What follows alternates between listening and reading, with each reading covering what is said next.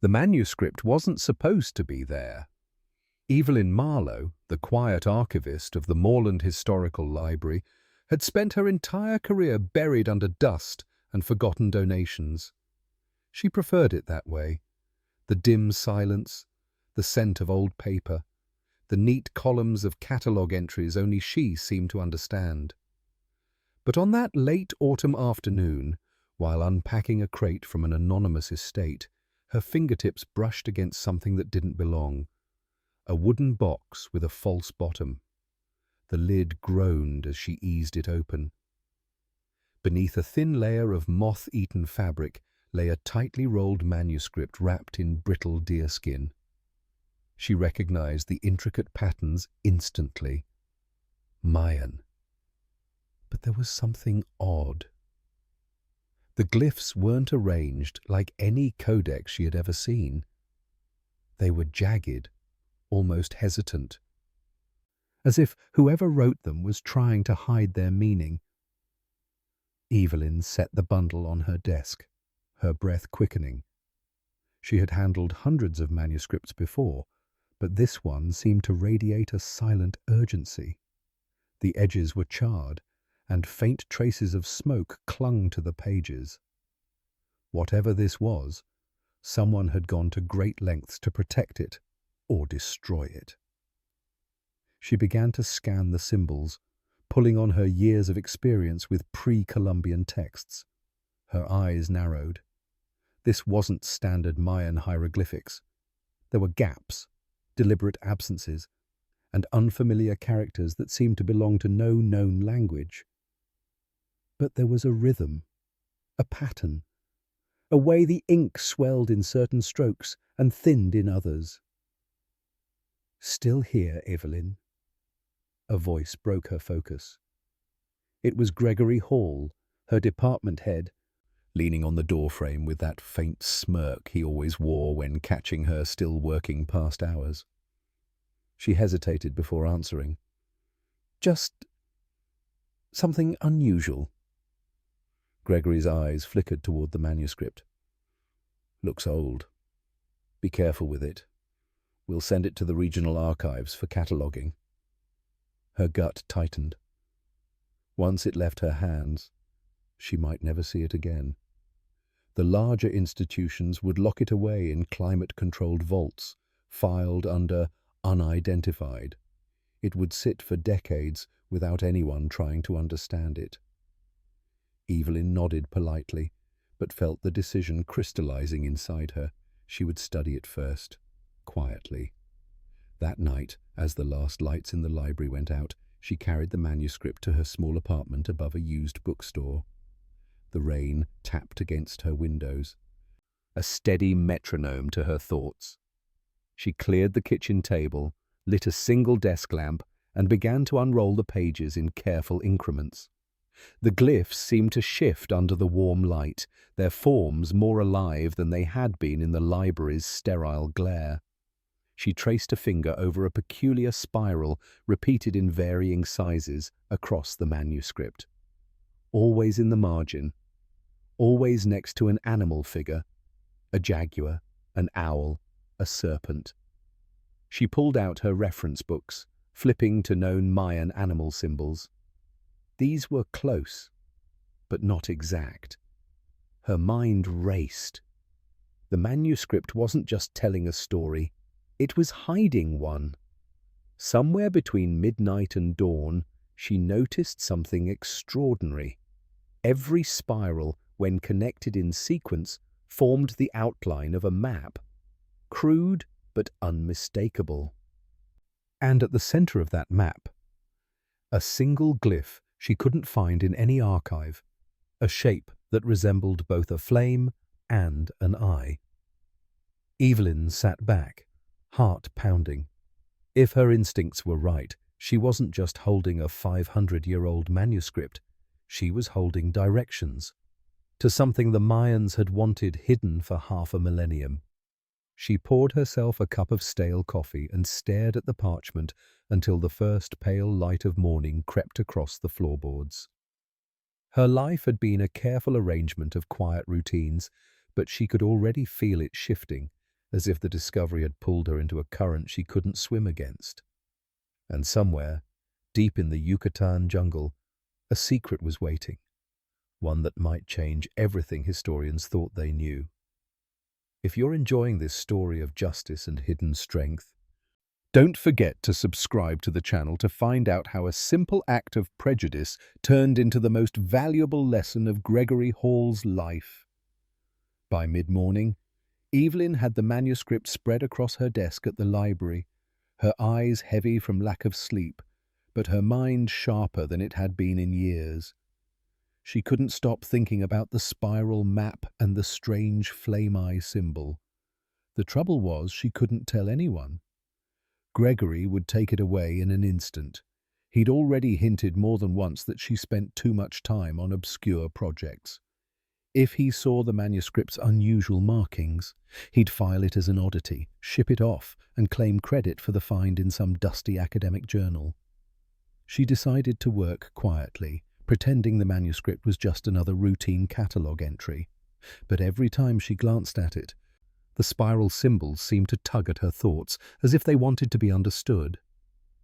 At lunch, she sat in the staff lounge with her notebook, sketching one of the more intricate spirals. A fellow archivist, Marcy, leaned over.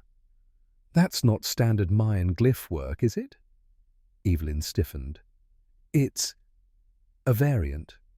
Not important." She closed the notebook. Marcy shrugged, but there was a glimmer of curiosity in her eyes. One Evelyn didn't like. Word could spread fast in their small academic circle. She'd have to be more careful. That evening, she carried home a stack of reference books, not just on Mayan glyphs, but also on indigenous cipher systems, colonial missionary records, and obscure explorers' journals from the 16th century. She spread them out on her floor, surrounding herself in a fortress of paper and ink.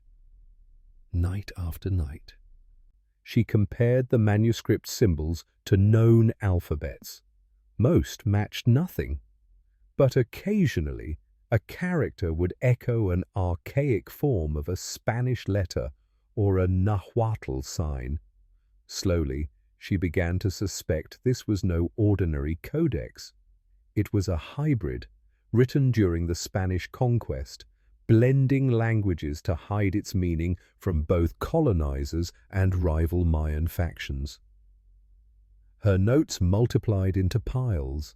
She taped sketches to her wall, connecting spirals to animal symbols, tracing lines between them like a detective in some old crime drama. And then came the first real clue. Hidden between two jaguar symbols was a sequence of tiny dots and bars, the Mayan numbering system. Evelyn translated them automatically. 187. She frowned. It wasn't a date, at least not one that fit Mayan calendars. Could it be a measurement? A distance? The next evening she found another set of numbers beside a serpent glyph. 5 to 4, 2. When she overlaid the 2 points on her growing map sketch, she realized they aligned perfectly with the distance between known ruins near Calakmul and an uncharted patch of jungle marked only as Reserva Biologica on modern maps. Her pulse quickened. This wasn't random. This was navigation. She barely noticed the pounding on her door until it became insistent. Startled, she swept the manuscript under a blanket before answering. It was Gregory, holding a clipboard and wearing his usual faintly condescending smile. "Working from home, are we?" he asked, peering past her into the chaotic mess of papers. "Just a personal project," Evelyn replied smoothly, keeping her body between him and the table. Gregory's gaze lingered on the blanket-covered manuscript. "You know, some finds are too important to keep to yourself. The library could get significant recognition if we presented them properly." It was a threat, dressed as an offer. "I'll keep that in mind," she said, closing the door firmly. When he was gone, She pulled the manuscript back into the light. The flame-eye symbol seemed to stare back at her. She didn't know why, but she felt certain Gregory must never get his hands on it, because she was beginning to understand this wasn't just an old book.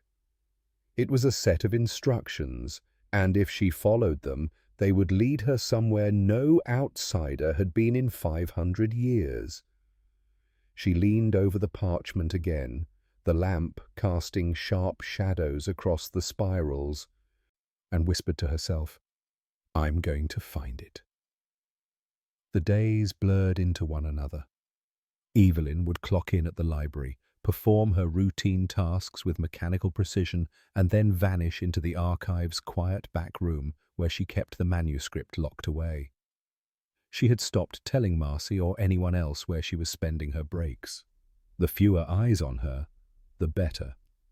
Her apartment had transformed into a war room of symbols and sketches. Every surface was covered with maps, some modern, others photocopies of Spanish expeditions. She was certain now. The manuscript was a navigational riddle, one meant to be deciphered only by someone who could bridge both Mayan and European knowledge. But it wasn't just academic fascination anymore. It was an obsession. She had begun dreaming about the jungle, dense, endless green swallowing the sky, the sound of drums in the distance, and flashes of gold catching in the dappled light. In the dream, she was always standing at the base of a stone pyramid, the flame-eye symbol carved into the highest step. She would wake up with her pulse racing, convinced it wasn't just her imagination. Late one night, while cross-referencing the serpent and jaguar glyph sequences, she stumbled on something that made her sit up straight. Hidden within the spiral pattern was not just a map, but a route. The sequence of animal symbols corresponded to the order of travel. Jaguar for night travel, serpent for water crossing, owl for hidden danger. It wasn't just pointing to a location, it was describing how to get there alive. Her pencil scratched frantically as she translated each sequence, piecing together an itinerary that led deeper into uncharted rainforest. She didn't notice her phone buzzing until it rang again. Gregory's name flashed on the screen. She let it go to voicemail. But a moment later, an email popped up. "Evelyn, we've received an inquiry from a private collector about a 16th century Mayan codex. Ring any bells? I'd like to review anything that matches before we proceed. G."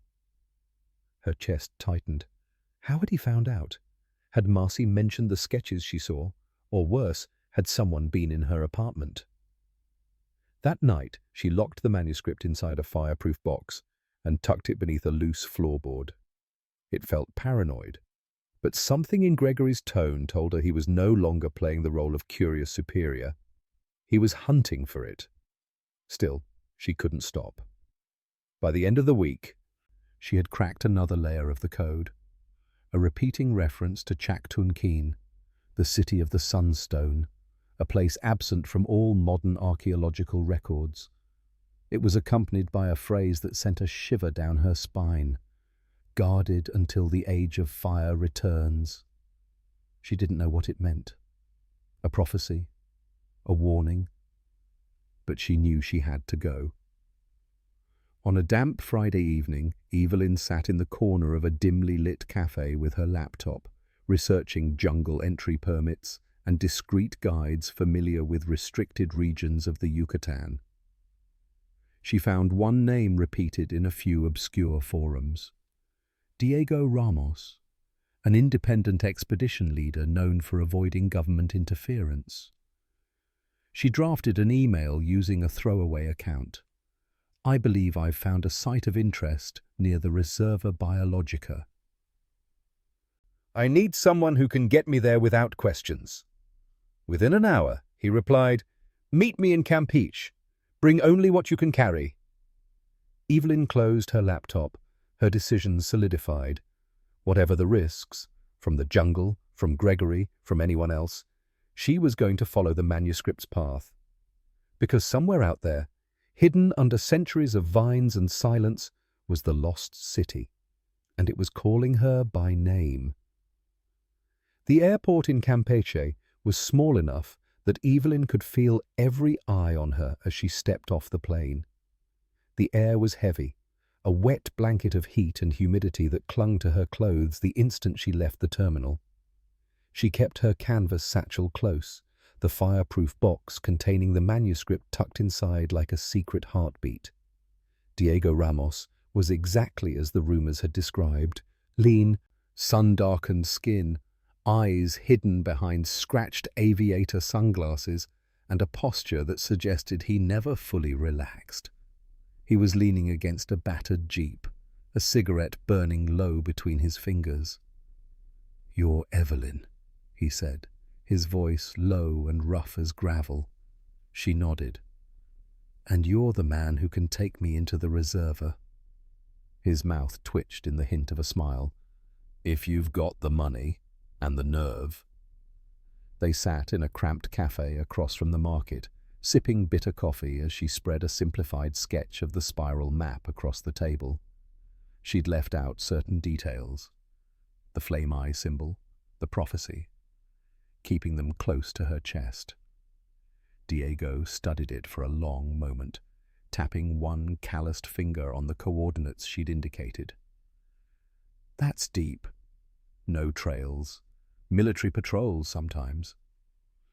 "Why here?" "I believe there's a ruin, untouched. It's important," she replied, watching his reaction carefully. "Important to you," he said flatly, "which means dangerous for me." They negotiated in terse exchanges. He would supply transport, gear, and 2 porters. She would pay half up front and the rest upon return. But when she asked how soon they could leave, he gave her a strange look. "You're not the only one asking about that part of the jungle," he said. "A man came through last week, pale skin, formal shirt, spoke like an academic, but carried himself like a politician. Asked too many questions." Evelyn's stomach dropped. Gregory. She schooled her face into neutrality. Never heard of him. By dawn the next morning, they were on the move. The jeep rattled over pitted roads that narrowed into dirt tracks, the jungle crowding closer with each passing hour. Diego drove without speaking much, but Evelyn noticed the way his eyes swept the tree line, always watching for movement. At a makeshift camp near a river crossing, Diego pulled her aside. "This is the last place to turn back. Beyond here, it's days of hacking through green walls. Once we pass the second ridge, we can't just walk out." Evelyn thought of her tidy library office, her safe apartment. Then she thought of the flame eye symbol and the words, "Guarded until the age of fire returns." There was no turning back. They pressed on, the jungle swallowing the sky. Every sound was amplified: the shriek of unseen birds, the rustle of something large moving through undergrowth, the hum of insects that seemed to seep into her bones. Sweat dripped into her eyes, stinging, but she forced herself to keep pace with Diego and the porters. That night, under a sky smudged with stars, Evelyn unrolled the manuscript by firelight. She traced the next sequence: serpent, owl, jaguar, and compared it to their progress. They were on course, but the final stretch, marked by the flame eye, was still days ahead. Across the fire, Diego watched her. "You're not telling me everything," he said quietly. "Would you believe me if I did?" He smirked, tossing a twig into the flames. "Try me." Evelyn hesitated, then said, "I think it's more than ruins. I think it's a city, one no outsider has seen in centuries." He leaned back, eyes glinting in the firelight. "Then I hope you're ready, Archivist, because places like that, they don't let you leave unchanged. In the distance, something roared, deep and guttural, and the jungle answered in uneasy silence. They moved faster the next day, their pace sharpened by the lingering echo of that nighttime roar. Evelyn tried to convince herself it was just a jaguar, but Diego's tense silence told her he thought otherwise. By midday, the air had grown so thick it felt like they were breathing through cloth. Vines looped down like nooses, and roots rose out of the ground like sleeping serpents. The heat pressed at her temples, but she kept her eyes on the manuscript, checking their direction at every pause. The serpent symbol in the sequence had appeared again, and Diego confirmed her suspicion. They were nearing a river crossing. It was there, as they forded the slow-moving water, that Evelyn saw it. Boot prints in the mud. Fresh ones. She crouched, heart pounding. "We're not alone." Diego scanned the opposite bank, his jaw tightening. "Your friend from Campeche?" "Gregory," she admitted, finally saying his name aloud. "If he's here, he's following me." The porters muttered uneasily in Spanish. One crossed himself. By nightfall, they'd made camp in a small clearing. Evelyn sat close to the fire, the manuscript balanced on her knees, trying to push away the anxiety clawing at her chest. She had just begun tracing the next spiral when Diego's shadow fell across the page. "Tell me why he wants it," he said. She looked up. "Because it's not just history. If I'm right, this city holds something valuable. Maybe gold, maybe knowledge. Either way, enough to make him famous." "And you?" Evelyn hesitated.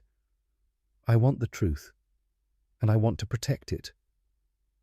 Diego studied her for a moment, then nodded. "Good, because if we meet him out here, you need to be ready for the possibility he's not coming to talk." That night, the jungle seemed restless. The fire sputtered low, and Evelyn found herself lying awake, listening to the whispers of the leaves. She thought of the prophecy again. Guarded until the age of fire returns. What if it didn't refer to a time at all? What if fire meant outsiders, armed with greed and ambition? The following morning brought the first confrontation. They'd just cleared a thicket when voices cut through the air. 3 men stood on the trail ahead. 2 in cargo vests and 1 in a pressed white shirt. Gregory. "Well, well," he said, adjusting his glasses. "I was beginning to think you'd gotten lost." Evelyn stepped forward, keeping her voice steady. "This isn't your discovery, Gregory." He smiled thinly. "Oh, but it could be. With the right presentation, the right backers. You're not equipped for what lies ahead. I am." Diego shifted subtly to stand between them. "Trail's closed," he said. "You'll turn around now." Gregory's men exchanged looks, but Gregory only shrugged.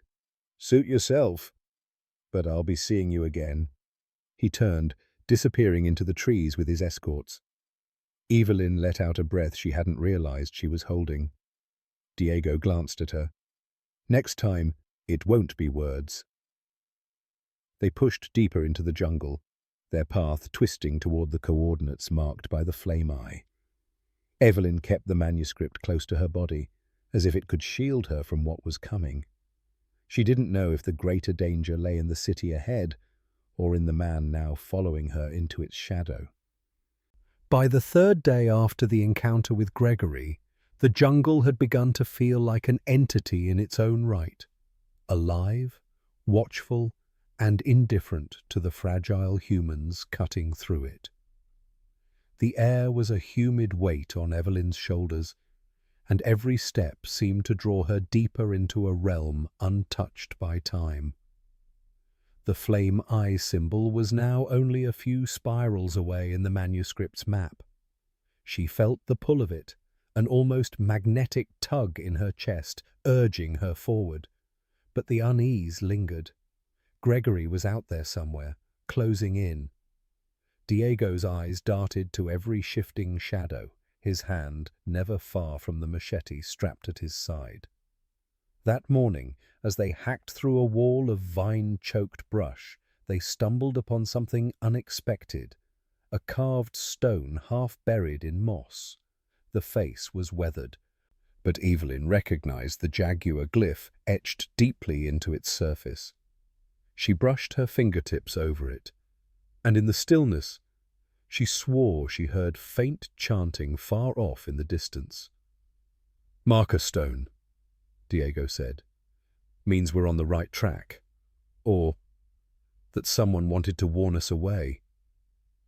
They moved on, but the sound of the imagined chanting clung to Evelyn's mind. By mid-afternoon, the terrain shifted abruptly. The ground became uneven, pitted with ancient terraces swallowed by roots. The manuscript symbols began matching their surroundings perfectly. Owl for watch from above, serpent for follow the water, jaguar for pass under cover of night. It was as if the forest itself had been drawn from the parchment. But then they found signs of intrusion. Fresh machete cuts on tree trunks. A cigarette butt, still damp from the morning's rain. Gregory's trail was unmistakable. That evening, as the sky dimmed to a bruised purple, Diego called for an early camp. They set up in the lee of a massive sabre tree, its gnarled roots forming natural walls. Evelyn sat close to the fire, the manuscript open across her lap, tracing the final symbols. She barely heard the rustle behind her before Diego's hand clamped onto her shoulder.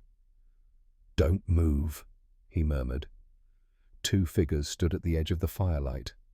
Not Gregory's men, but locals, faces painted in ash and ochre, eyes unblinking. They carried spears tipped with obsidian and wore necklaces of jaguar teeth. One stepped forward and spoke in a low, musical tone Evelyn couldn't understand. Diego responded in halting Yucatec Maya, his voice careful and respectful. There was a long pause. And then the lead figure stepped closer, eyes fixed on Evelyn. He pointed at the manuscript in her hands and uttered a single word. "Chak Tun Keen," the city of the sunstone. Evelyn's breath caught. "They know it," she whispered. Diego's jaw tightened. "They also say we shouldn't go there. They claim the city doesn't belong to outsiders, and those who enter don't return." The two men melted back into the forest without another word, leaving the fire's glow feeling colder than before. Evelyn closed the manuscript slowly, the flame-eye symbol staring up at her from the final spiral. She had come too far to turn back now, but the weight of the warning pressed heavy on her chest. Diego met her gaze. "Tomorrow we reach it, and whatever's waiting, we face it together." She nodded, though she wasn't sure if she was ready, for the city, for Gregory, or for the truth. The jungle was different that morning, quieter, as if the trees themselves were holding their breath. Evelyn felt it in her bones. They were close. The manuscript's spirals had narrowed to a single loop, ending in the unmistakable flame-eye symbol. She carried it against her chest as they pushed through a tangle of vines, every step weighted with anticipation and dread. The terrain began to rise, the air cooling slightly as they ascended a series of moss-slick stone steps half swallowed by centuries of earth. At the top, the trees opened into a clearing, and there it was, the lost city. Even in ruin, it was breathtaking. Towering pyramids broke through the jungle canopy, their sides carved with scenes of gods and warriors. Broad plazas were choked with ferns and orchids, while narrow causeways wound between collapsed temples. Time had softened its edges, but the city still exuded power, a presence that pressed down on Evelyn like an unseen hand. She stepped forward, but Diego caught her arm. "We're not alone." At first, she thought he meant Gregory, but then she saw them. Figures moving silently along the upper terraces. Locals, like the men from the night before, their faces painted in solemn patterns, their eyes fixed on the intruders. They didn't speak, but their stillness was a warning in itself. Evelyn forced herself onward, guided by the manuscript. It led them through a narrow corridor between two temples, past a crumbling altar overrun with moss, until they stood before the largest structure in the city. A temple crowned with a massive stone disc, its surface carved with the flame eye symbol. Her breath caught. This was it, the heart of the map. But before she could take another step, a voice cut through the still air. "Remarkable, isn't it?" Gregory emerged from the shadows, two of his men at his side. His shirt was stained with sweat, but his smile was razor-sharp. "I knew you'd lead me right to it." Diego shifted, hand on his machete. "This city's not yours to take." Gregory's gaze slid past him to Evelyn. "You think you can protect it? From governments, corporations, collectors? I'm the only one who can control what happens next."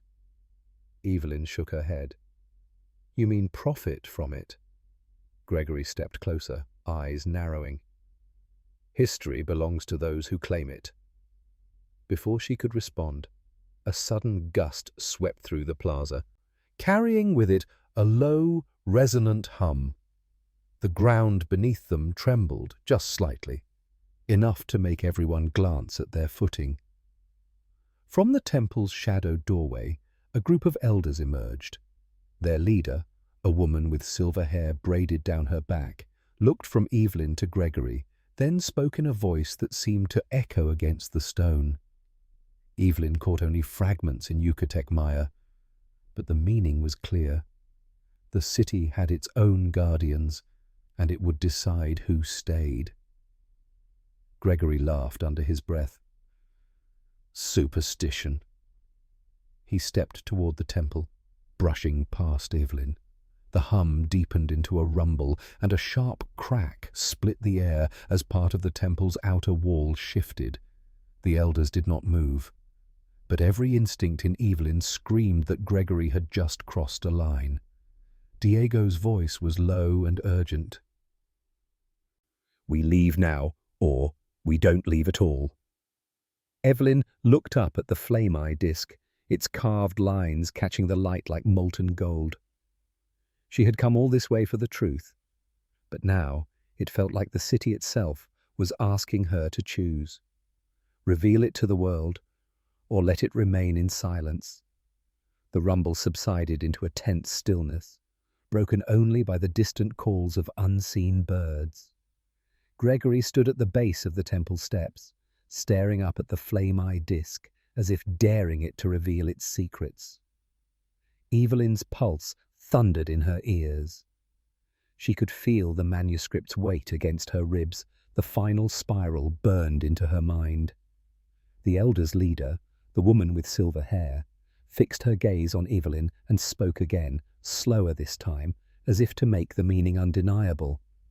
"Some truths must remain untouched." Gregory scoffed. "This is history. You can't keep it locked away in the jungle." The woman's expression didn't change. She simply turned her eyes toward the temple entrance. Diego caught Evelyn's arm, murmuring in her ear, "They're offering to show you, but only you." Her throat tightened. She glanced at Gregory, whose jaw clenched in fury at being excluded. "Go ahead," he said, his voice sharp. "See what you're so desperate to protect." Evelyn followed the elder into the cool darkness of the temple. The air inside was heavy with the scent of damp stone and incense. Shafts of light filtered through cracks in the roof, illuminating a central chamber where a single stone altar stood. On it rested a disk of black obsidian, polished to a mirror sheen. Around its edge ran the same spiral from the manuscript, but here it was complete, uninterrupted by damage or missing pages. At its center was the flame eye, inlaid with gold so pure it seemed to glow from within. The elder spoke softly, her voice almost reverent. Diego, who had followed just inside the threshold, translated. The city of the Sunstone was not built to be found. It was built to remember. The spiral is a record of everything. The rise and fall of kingdoms. The truth of what happened when the conquerors came. Evelyn stepped closer. In the gold eye's reflection, she saw herself. Small, fragile, yet standing in a place no one from her world was meant to see. "Why show me?" she asked. The elder's eyes held hers.